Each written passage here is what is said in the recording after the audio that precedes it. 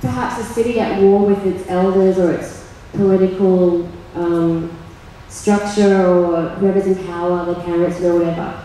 A city like that is like a teenager at war with its parents, where it's going to go underground and it's going to go and be naughty and it's going to go and do some really cool things.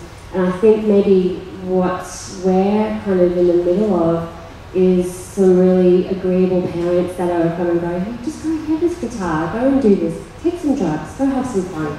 You know, it's like really supportive. You know, I'm being facetious about that, but it is very much like, we'll wrap you up a little bit in cotton wool and we'll try and get you everything you need.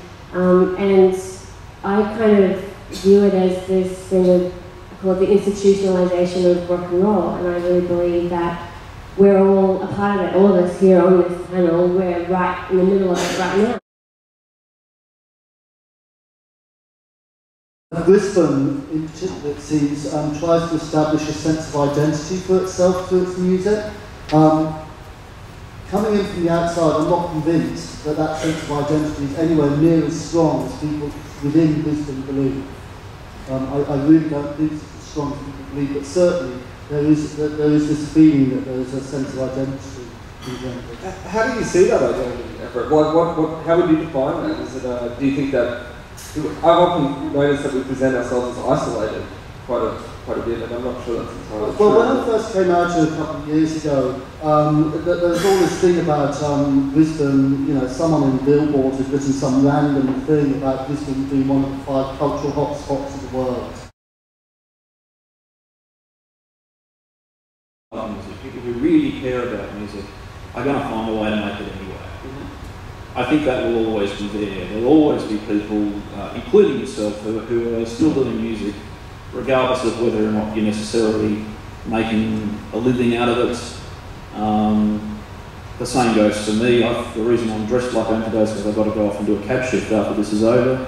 You just got to do it anyway. And musicians, music people are enterprising. They're driven by that love of music. We saw in the previous panel that, you know, Steve Bell, who's the editor of Time Off, is a qualified lawyer. There's quite a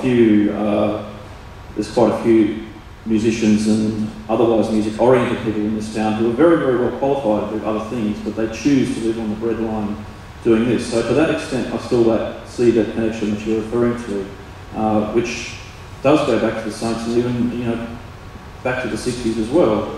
Always there have been people that are just driven to make music for its own sake.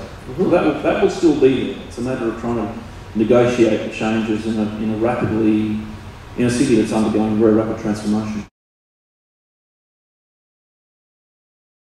We'll always ignore what's on the own doorstep, but that's not unique to Brisbane. That's the case pretty much every city you go outside of the really major cosmopolitan centres.